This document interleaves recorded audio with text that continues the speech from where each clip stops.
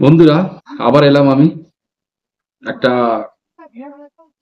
মানুষ চেনা, বন্ধু চেনা টপিক নিয়ে।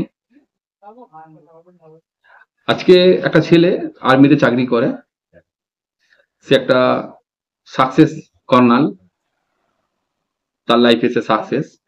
সে এমন সময় সে বিয়ে করবে, তার বাবাকে বলল, বাবা তোমাকে একটা দায়িত্ব নিতে হবে।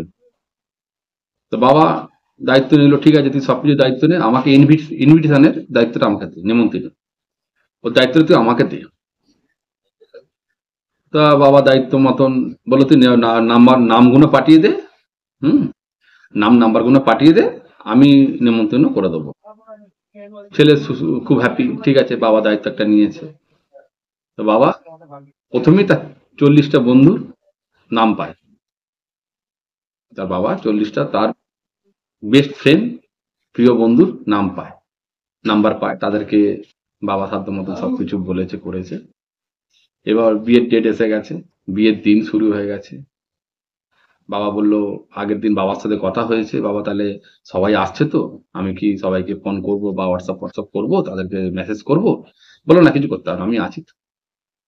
তাদেরকে বলা আছে, আমার উপর এটুকু দায়িত্ব দিয়েছিস যখন, এটা আমার উপর ভরসা কর।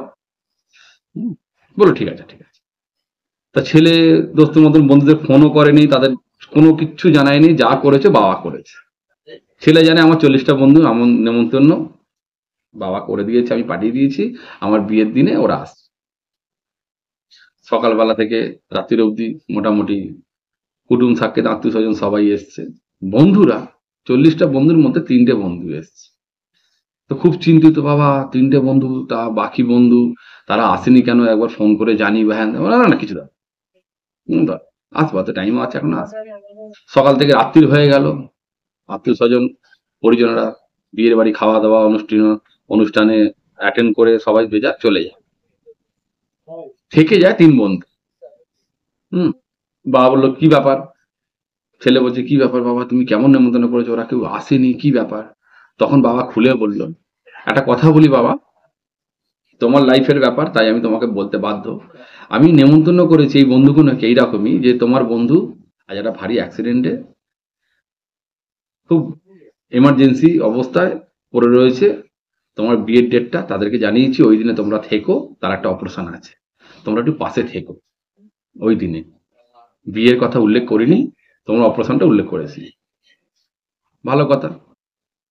তা এই কারণে অনেক বন্ধু নানান অজুহাত, আজ আমি নেই, হ্যাঁ আমি বাইরে আছি, আমার যা অসম্ভব, বাড়ির অসুবিধে, এইসব নানা রকম অজুহাত বাকি 95%, 96% বন্ধুরা এড়িয়ে গেছে। কাকু যেতে পারছি না, আমার অসুবিধা আছে।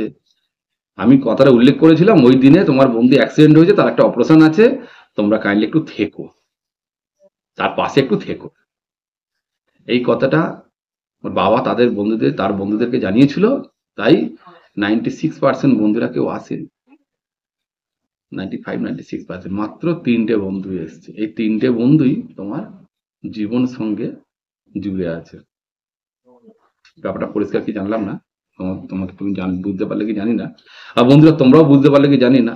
জীবন তোমার, তাই এমন বন্ধু বাছো যে অসময় তোমার পাশে থাকতে পারে, যে অসময় বিপদে তোমার পাশে থাকতে পারে, এটাই বন্ধু।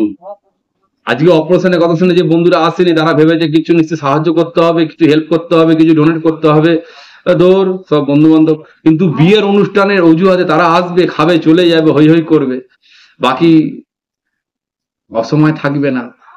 বিপদই তো তাকে ডেকে জানা যায়, তাকে সারা দিয়ে জানা যায় সে বন্ধু কতটা কাছের, তাই সে প্রিয় কিনা, যাকে প্রিয় ভাবছি আমি।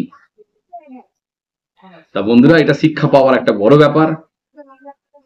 বাবা শিখিয়ে দিল, বাবার কাঁধে কাঁধ মিলিয়ে, বাবার বুকে মাথা রেখে সেই বন্ধু, মানে তার ছেলে বললো, বাবা আমাকে বড় শিক্ষা তুমি দিলে। এই যে 3 বন্ধু এসছে, এটাই আমার প্রকৃত বন্ধু। বিয়ের অনুষ্ঠান শুনলে সব বন্ধু আসতো, বিপদের কথা শুনে ম্যাক্সিমাম বন্ধু কেটে গেছে। বন্ধুরা, এই টপিকটা খুব শিক্ষামূলক। বন্ধু সেই যে পাশে থাকে বিপদের সময়, নমস্কার, আবার দেখা হবে পরের ভিডিও।